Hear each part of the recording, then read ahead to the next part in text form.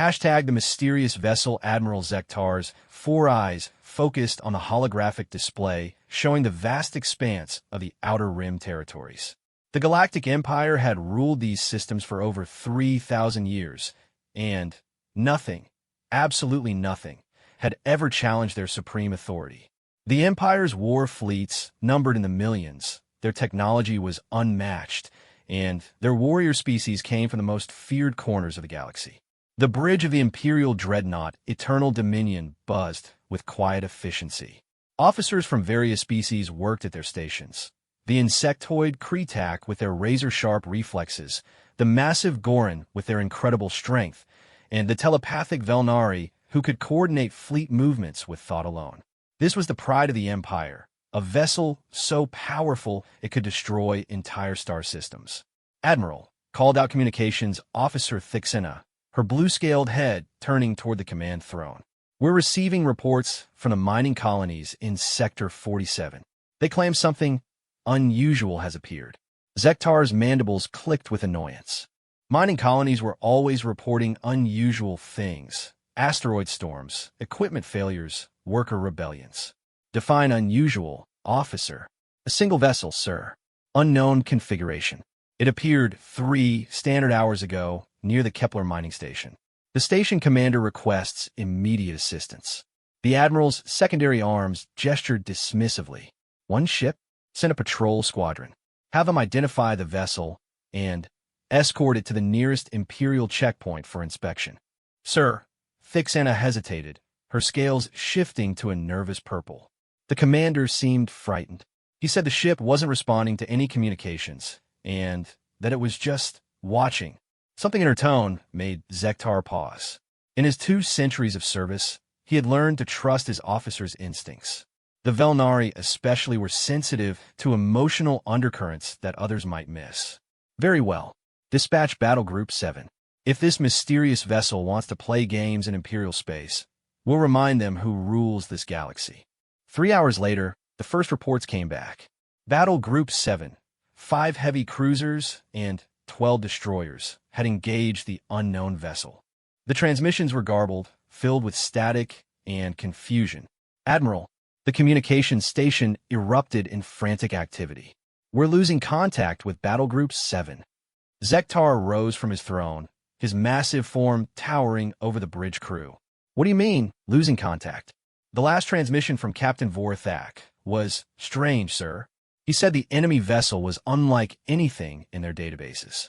It appeared to be constructed from some kind of unknown metal, and it was moving in ways that defied their understanding of physics. The view screen flickered to life, showing the last transmitted images from Battle Group 7. The mysterious vessel was indeed unlike anything in the Imperial archives. It was sleek yet angular, with no visible weapons ports, no obvious propulsion systems, and no identifying markings. It seemed to absorb light rather than reflect it, creating an eerie dark silhouette against the stars. Size estimate: Sector demanded. Approximately 800 meters, sir. Much smaller than our cruisers. The Admiral's laugh was a harsh, grating sound.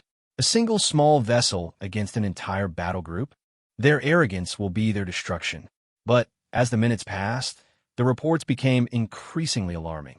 The unknown ship moved with impossible speed and agility. It seemed to anticipate the Imperial fleet's every move, dodging plasma volleys and torpedo spreads with ease. When it finally struck back, the results were devastating.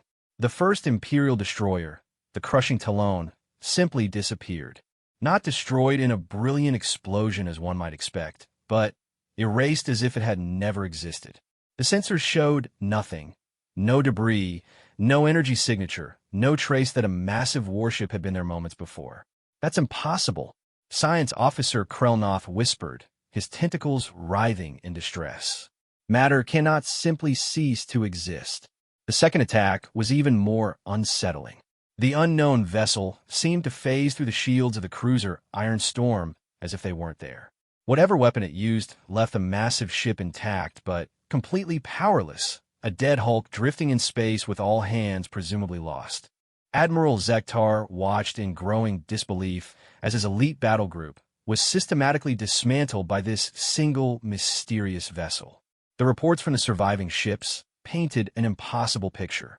The enemy moved without visible engines, struck without apparent weapons, and seemed to possess technology that violated the fundamental laws of physics as the Empire understood them. "Sir," Thixana's voice was barely above a whisper. "Captain Vorthak's final transmission." The bridge fell silent as the Admiral's personal communicator crackled to life.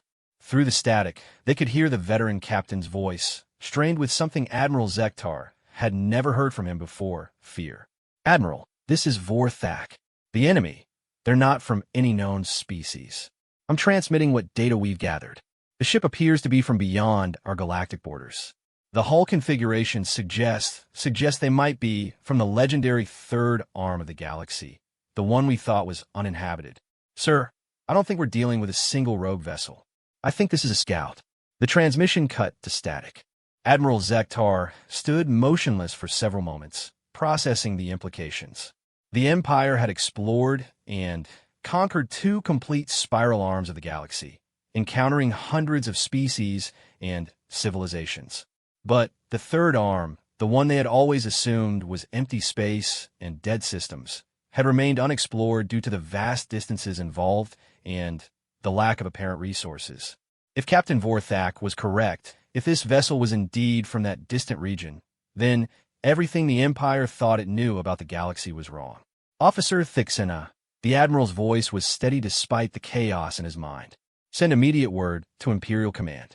Priority Alpha 1 transmission. We have a potential first contact situation with an unknown and technologically superior force." As the bridge crew rushed to comply with his orders, Admiral Zektar stared at the view screen where the last known position of his battle group was marked by empty space. For the first time in his career, he felt something he had never experienced before: uncertainty. The Empire had always been the predator in any encounter. They had conquered civilizations, enslaved species, and built their vast domain through superior firepower and ruthless efficiency. But now, faced with this mysterious vessel and its impossible technology, Admiral Zektar began to wonder if they had finally encountered something that could challenge their supremacy. In the depths of space, the unknown vessel completed its scan of the destroyed Imperial forces. Its sensors had gathered extensive data on Imperial technology, weapons systems, and tactical doctrines. The vessel's hull, composed of materials unknown to galactic science, showed no damage from the encounter. Its crew, if it had one, remained a mystery. As silently as it had appeared, the vessel began to move away from the battle site, heading deeper into Imperial space. Behind it, the wreckage of Battle Group 7 served as a grim warning of what was to come. The Empire, which had ruled the galaxy unchallenged for millennia, was about to discover that they were no longer alone at the top of the cosmic food chain. Somewhere in the vast darkness of the Third Galactic Arm, an intelligence far older and more advanced than they could imagine had finally decided to take notice of their activities. The age of Imperial dominance was about to end, though they didn't know it yet. The mysterious vessel was just the beginning, a single drop of rain before the storm that would reshape the galaxy forever. The unknown enemy Imperial Command was a massive structure orbiting the capital world of Zeth Prime, its crystalline towers reaching out into space like the claws of some cosmic predator. Within its depths, the greatest military minds of the Empire gathered in emergency session. The loss of Battle Group 7 had sent shockwaves through the highest levels of government, and now every species representative was demanding answers. High Commander Vexaler, a towering reptilian from the warrior world of Skardan, slammed his massive fist on the holographic table. A single vessel destroyed an entire battle group? This is impossible. Our intelligence networks must have failed completely. The assembled council murmured their agreement. Around the table sat representatives from the Empire's most powerful member species, each one a master of warfare in their own right. The Kretak Hive Queen Zaktul clicked her mandibles in agitation, while the Goran war chief Brolgon's massive frame shook with barely contained rage. "Perhaps," suggested the ethereal Velnari counselor Thsilin, her voice echoing directly in their minds, "we should examine the data more carefully before making assumptions." The holographic display flickered to life, showing the reconstructed battle footage from the few surviving sensor drones. The mysterious vessel moved through space with an elegance that seemed almost organic, its dark hull shifting and flowing as if it were alive. When it struck, there was no flash of energy weapons, no visible missiles, just the sudden and complete destruction of Imperial ships. Analysis confirms that the vessel's technology operates on principles unknown to our science, reported Chief Science Advisor Kralmoth, his multiple eyes studying the data streams. The enemy ship appears to manipulate space-time itself, creating localized distortions that our shields cannot defend against. High Commander Vexaler's yellow eyes narrowed. You're telling me that some primitive species from the Outer Rim has developed technology that surpasses our own? The Empire has conquered 1,000 worlds and absorbed the knowledge of countless civilizations. Nothing should be beyond our understanding. But Counselor Sealand's mental voice carried a note of concern that made the others pause. What if they're not primitive? What if this vessel represents a civilization far more advanced than our own? The suggestion hung in the air like a toxic cloud. The Empire's entire identity was built on their technological and military superiority. They were the apex predators of the galaxy, the final evolution of civilization. The idea that something could surpass them was almost unthinkable. Impossible, growled War Chief Brolgon, his scarred features twisting in disgust. The Empire has explored every corner of known space. We would have detected such a civilization. Not every corner. Kralmoth's quiet voice cut through the debate. The third galactic arm remains largely unexplored. The distances involved have always made it impractical for expansion, and our long-range sensors detected no signs of technological activity. High Commander Vexaler stood, his massive form casting shadows across the chamber. Then, we send a proper fleet. Not a mere battle group, but a full armada. 1,000 ships with our most advanced weapons and our finest commanders. Whatever this threat is, we'll crush it before it can spread. The others nodded their agreement, but Sealand's mental presence grew more troubled. I fear we may be underestimating our opponent. The ease with which they destroyed Battle Group 7 suggests that numbers alone may not be sufficient. Before the debate could continue, alarms began blaring throughout the command center. The massive view screen activated, showing a priority transmission from Admiral Zektar aboard the Eternal Dominion. The Admiral's image appeared, his 4 eyes wide with shock and his mandibles clicking rapidly, clear signs of extreme distress in his species. High Command, we have an emergency situation. The unknown vessel has struck again. The Council fell silent, waiting for details. Mining Station Omega 7, Transport Convoy Delta 12, and Patrol Squadron Gamma 3 have all gone dark in the past 6 hours. No distress signals, no battle reports, they simply stopped responding. Long-range sensors show no debris, no energy signatures. It's as if they were never there. High Commander Vexaler's claws extended reflexively. How many ships are we talking about? 43 vessels total, sir, including 2 heavy cruisers and a battle platform. All vanished without a trace. The implication hit the Council like a physical blow. This wasn't a single lucky strike against an unprepared battle group. This was a systematic campaign of destruction, carried out with surgical precision and overwhelming force. Admiral, Vexaler's voice was steady despite the chaos in his mind. What is your current tactical assessment? Sir, I believe we're dealing with reconnaissance in force. The unknown vessel, or vessels, we can't be sure anymore, are probing our defenses and gathering intelligence. But their capabilities so far exceed our own that they could probably destroy our entire fleet if they chose to. Science Advisor Kralmoth leaned forward, his sensors analyzing the data streams. Admiral, have you detected any patterns in the attacks? Any indication of their objectives? The targets seem random at first glance, but there's a subtle pattern. They're hitting isolated outposts and small formations, never engaging our major fleet concentrations. It's as if they're being deliberately careful not to provoke a full-scale response. Counselor Sealand's mental voice grew cold. Or they're studying us, learning our tactics, our weaknesses, our response patterns. This may be the prelude to something much larger. The chamber erupted in heated debate as each council member offered their own theories and strategies. The Kreetak wanted to mobilize the entire Hive fleet, while the Goran demanded an immediate assault on the Third Galactic Arm. The Velnari counseled patience and further analysis, while the reptilian Skardan called for the deployment of their most devastating weapons. High Commander Vexaler raised his hand for silence. Enough. We need information before we can formulate a proper response. Admiral Zektar, I'm authorizing the deployment of Deep Space Reconnaissance Force Alpha. Use your most advanced sensor ships and stay at maximum range. I want to know everything about these attackers, their numbers, their capabilities, their intentions. Understood, sir. But if our reconnaissance force is detected, then we'll finally know what we're truly up against.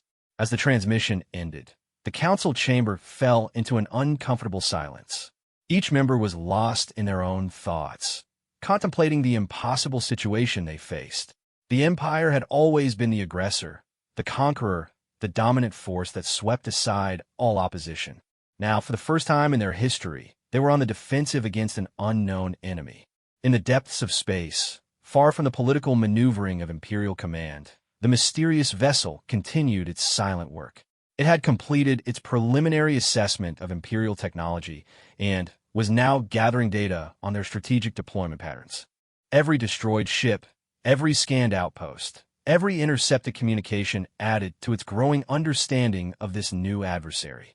The vessel's creators had waited patiently for millennia, watching from the distant reaches of the Third Galactic Arm as various civilizations rose and fell. They had seen empires expand and collapse, species evolve and go extinct, technologies advance and stagnate. But this new empire, with its aggressive expansion and ruthless efficiency, had finally grown large enough to attract their attention. The preliminary phase was nearly complete. Soon, the real test would begin, not just of the Empire's military might, but of their very capacity to survive in a galaxy that was far more dangerous and complex than they had ever imagined. As the mysterious vessel prepared to transmit its findings back to the distant intelligence that controlled it, Admiral Zektar's reconnaissance force was already moving into position. Neither side yet understood the magnitude of what was about to unfold, but both were preparing for a conflict that would reshape the galaxy forever. The Empire's reign of terror was about to encounter something even more terrifying than themselves, and they were completely unprepared for what was coming. ## the fleet awakens deep in the void between stars, where the light of distant suns was nothing more than pinpricks in an ocean of darkness. Something ancient stirred to life. The mysterious vessel had completed its mission, transmitting terabytes of data across the impossible distances to its home in the Third Galactic Arm.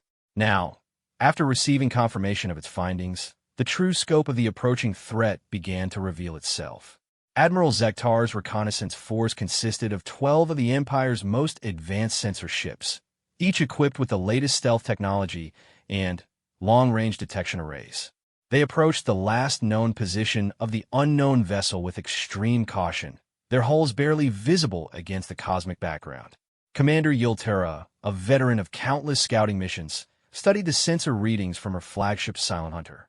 Her species, the shadow-dwelling Nixalef, had evolved perfect vision in the darkness of space, making them ideal for reconnaissance work. But what her enhanced senses were detecting defied all logical explanation. "Commander," whispered her sensor operator, "we're picking up massive gravitational anomalies ahead. Something is displacing enormous amounts of space-time." Yultera's pale eyes narrowed as she processed the data. "Size estimate. That's the problem, ma'am. The readings don't make sense. We're detecting distortions consistent with objects measuring several thousand kilometers in length, but visual confirmation shows nothing."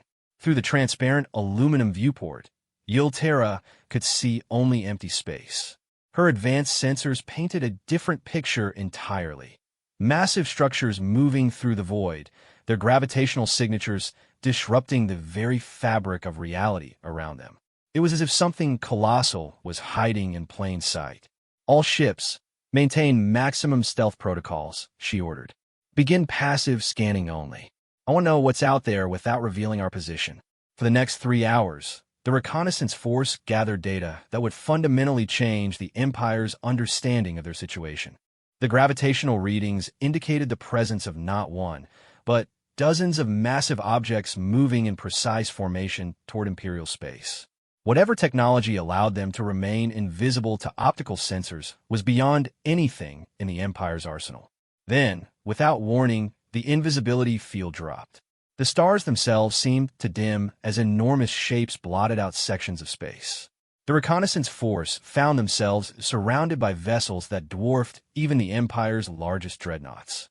Each ship was a masterpiece of engineering that seemed to blend organic curves with geometric precision, their hulls composed of materials that absorbed and redirected light in impossible ways.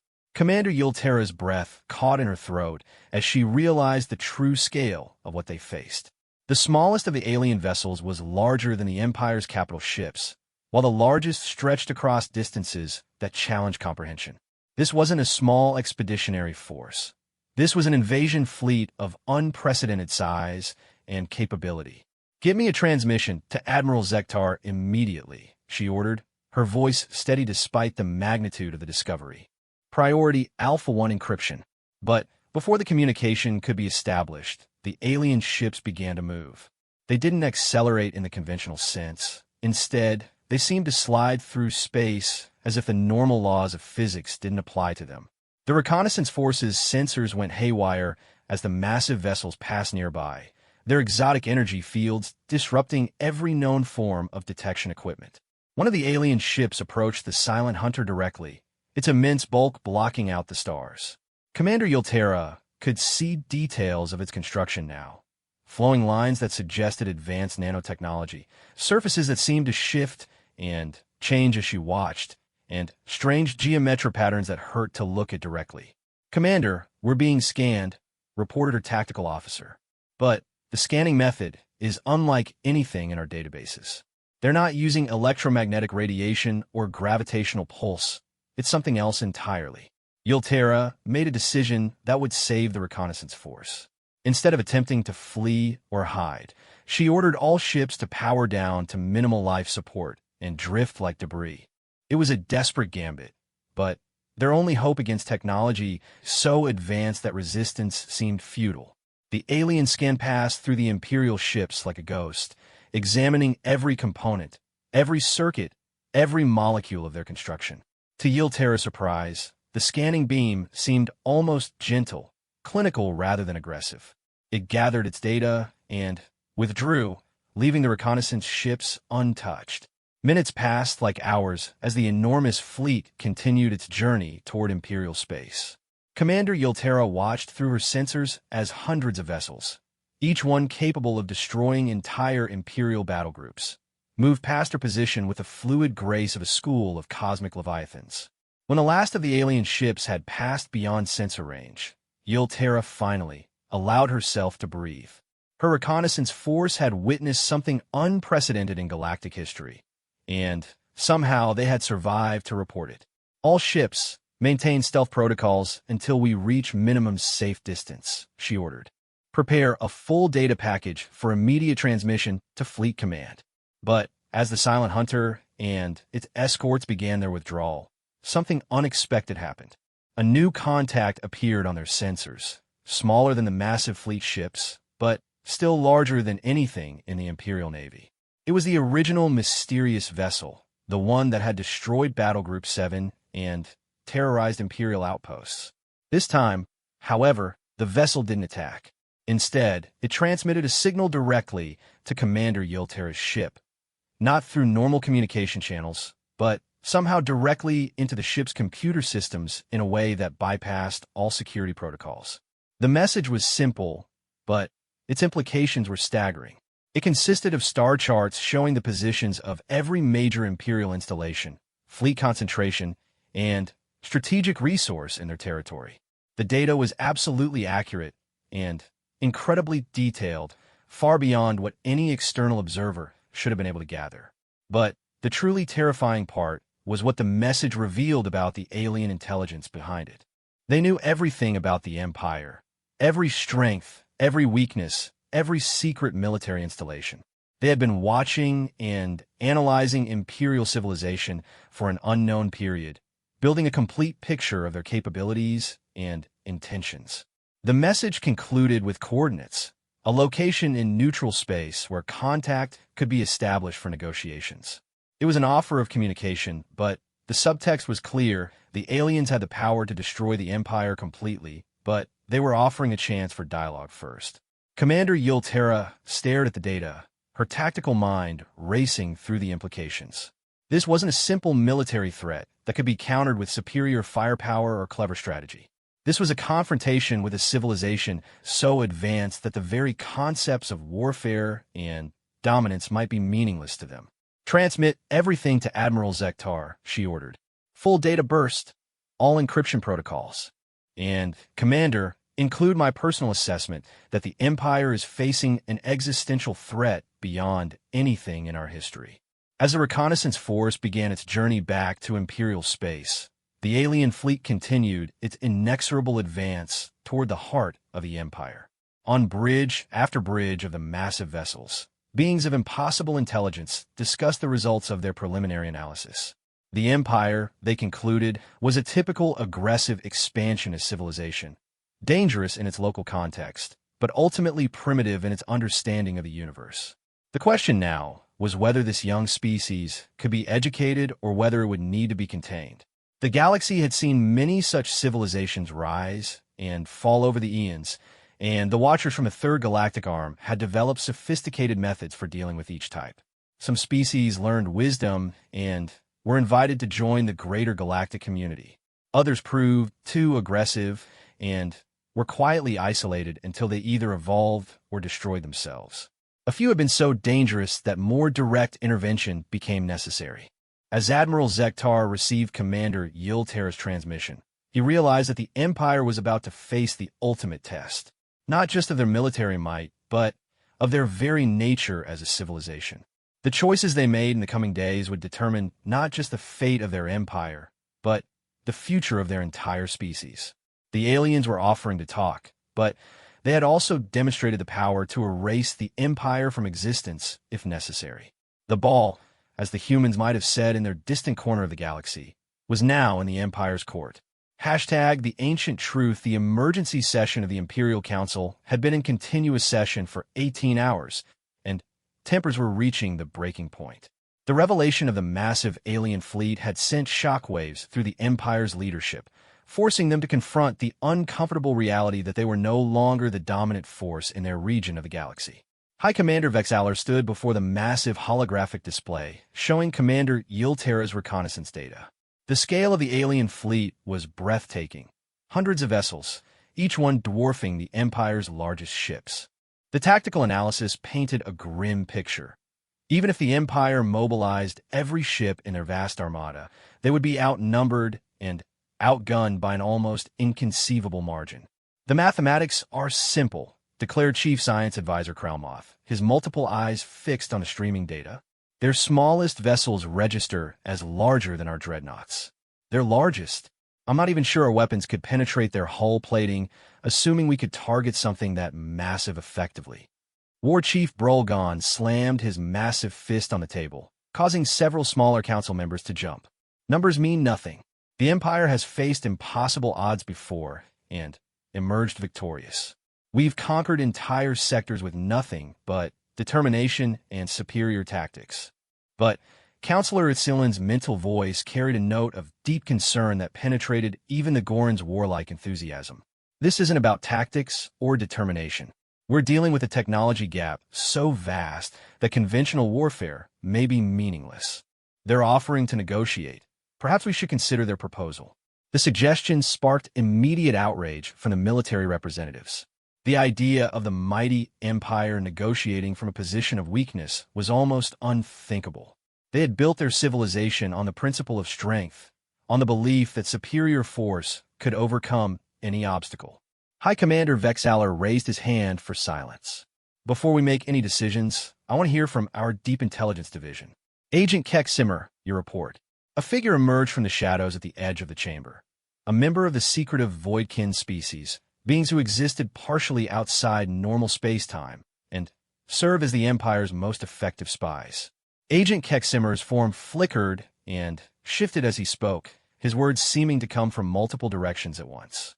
The coordinates they provided lead to a system on the edge of explored space, Keximmer reported. Our long-range probes detect a single, small vessel waiting there, similar to the one that destroyed Battle Group 7, but configured for communication rather than combat. They're maintaining a position that would allow them to escape instantly if threatened. And their main fleet? Vexaler asked. Holding position approximately 12 light-years from our outer defensive perimeter. They could reach our core worlds within days if they chose to advance, but they appear to be waiting for our response to their communication offer. The implications were clear to everyone present. The aliens possessed the power to strike at the heart of the Empire whenever they chose, but they were demonstrating restraint. They wanted to talk before resorting to violence, a concept that was alien to the Empire's typical approach to diplomacy. Science Advisor Kralmoth pulled up additional data screens. There's something else, Commander. Our analysis of the alien vessels suggests they're using technology based on principles we've never encountered. They appear to manipulate fundamental forces in ways that our physics models say should be impossible. Explain, Vexaler demanded. Their ships don't use conventional engines. They seem to alter the structure of space-time itself to move. Their weapons don't fire projectiles or energy beams. They create localized distortions that simply remove matter from existence. And their sensors, they're scanning our ships down to the subatomic level without using any detectable energy emissions.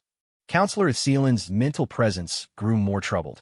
If their technology is truly that advanced, then we must ask ourselves how long they've been watching us. Their knowledge of our deployments and capabilities suggests extensive surveillance over an extended period. Agent Keximmer's form solidified slightly as he prepared to deliver his most disturbing revelation. Our historical analysis suggests they may have been observing us for much longer than we initially assumed. Deep archive searches have uncovered references to Watchers in the Void dating back over 1,000 years in the records of several conquered civilizations. The chamber fell silent as the implications sank in. If the aliens had been observing the Empire for centuries, then they possessed a complete understanding of imperial society, technology, and military doctrine. Every strategic plan, every tactical innovation, every secret weapon, all of it might already be known to their potential adversaries. High Commander Vexaler's scarred features twisted into a grimace of frustration. The Empire had always succeeded through superior intelligence and careful planning. Now they faced an enemy who knew them better than they knew themselves. Recommendations? He asked the assembled council. The debate that followed revealed deep divisions within the Imperial leadership. The military faction, led by War Chief Brolgon, advocated for immediate mobilization and a preemptive strike against the alien fleet. They argued that the Empire's honor and credibility depended on showing strength in the face of any challenge. The scientific and diplomatic factions, however, pointed out the mathematical impossibility of victory through conventional means. They suggested that negotiation might be the only path that didn't lead to the complete destruction of imperial civilization. We're missing something important. Counselor Sealand's mental voice cut through the arguments. These beings possess overwhelming technological superiority, yet they're offering to communicate rather than simply conquering us. Why? What could they possibly want from a civilization they could easily destroy? Science Advisor Kralmoth's eyes brightened with sudden understanding. Perhaps that's the key. They're not interested in conquest in the traditional sense. Their technology suggests a level of advancement that would make our resources and territory meaningless to them. They must want something else. Agent Keximmer's form flickered with what might have been amusement. Our psychological analysis suggests they may be evaluating us, testing our response to superior force, our capacity for wisdom versus aggression, our potential for growth beyond our current primitive state. The suggestion was both insulting and terrifying. The idea that the mighty empire was being judged by alien beings, found wanting, and offered a chance for improvement challenged every fundamental belief of imperial society. High Commander Vexaler stood slowly, his mind racing through the strategic implications. If that's true, then Our response to their offer will determine not just the outcome of any potential conflict, but the very survival of our civilization. He looked around the chamber at the assembled representatives of the Empire's most powerful species.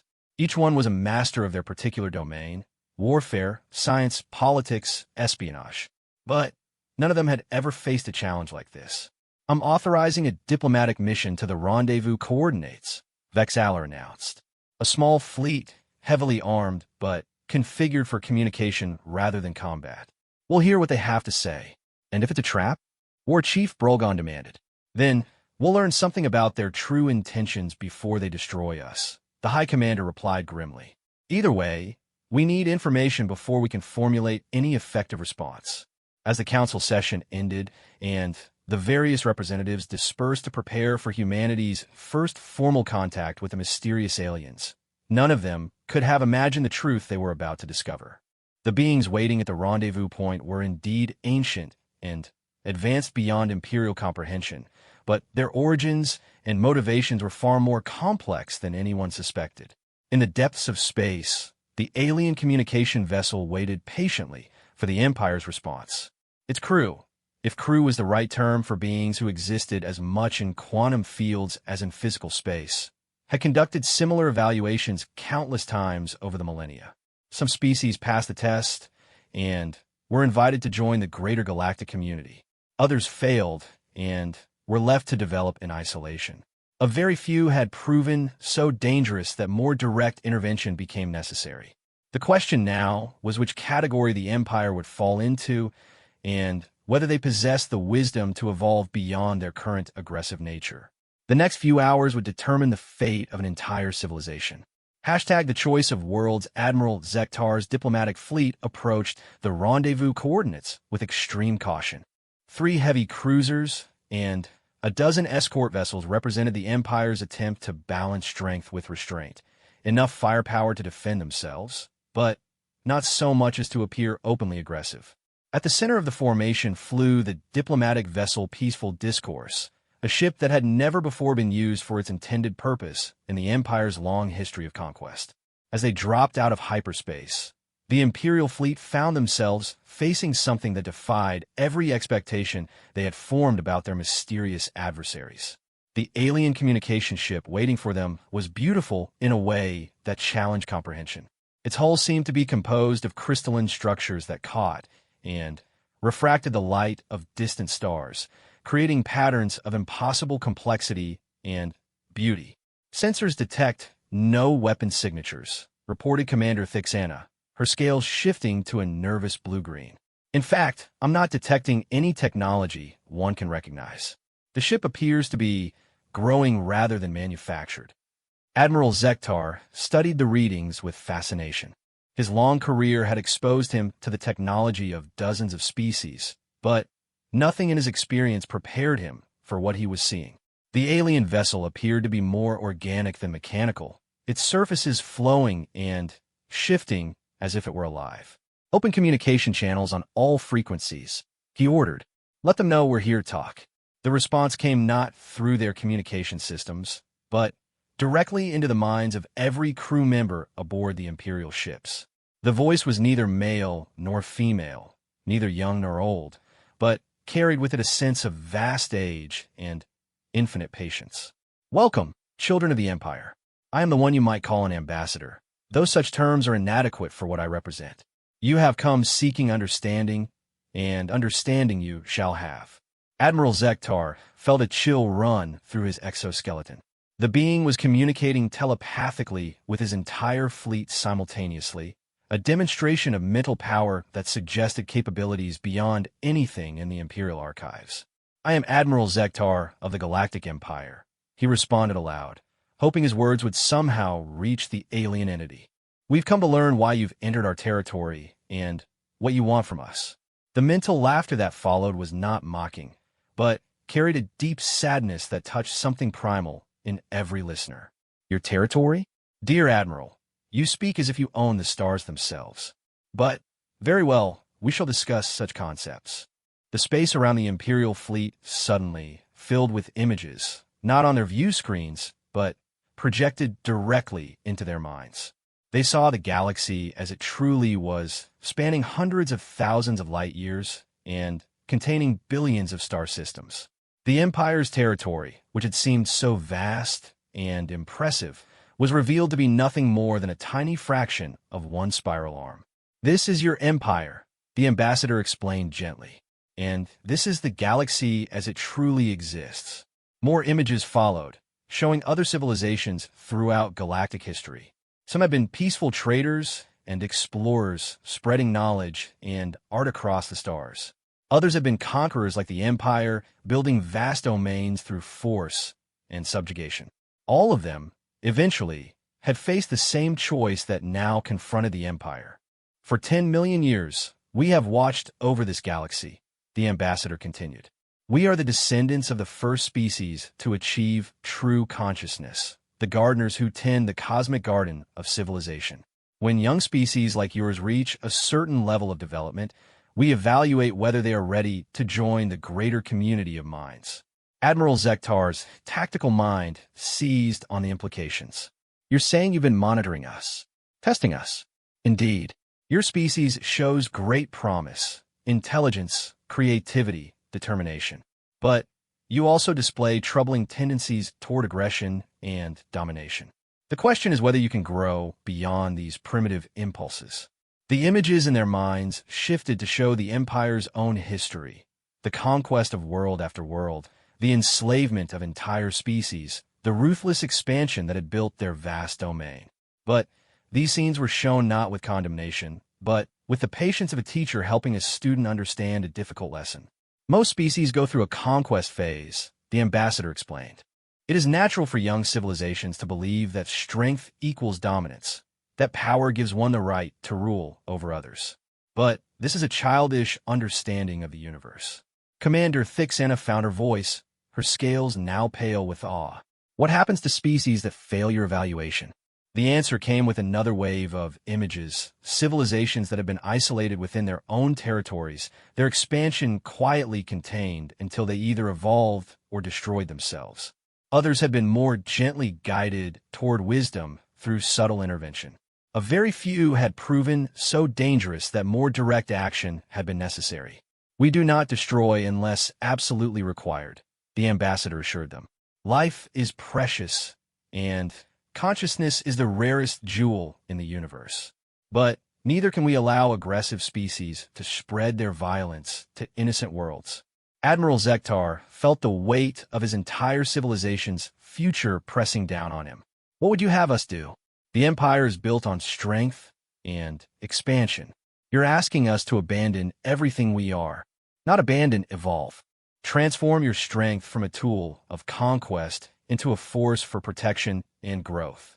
Channel your expansion drive toward exploration and discovery rather than subjugation. Learn to see other species as potential friends and teachers rather than obstacles to be removed."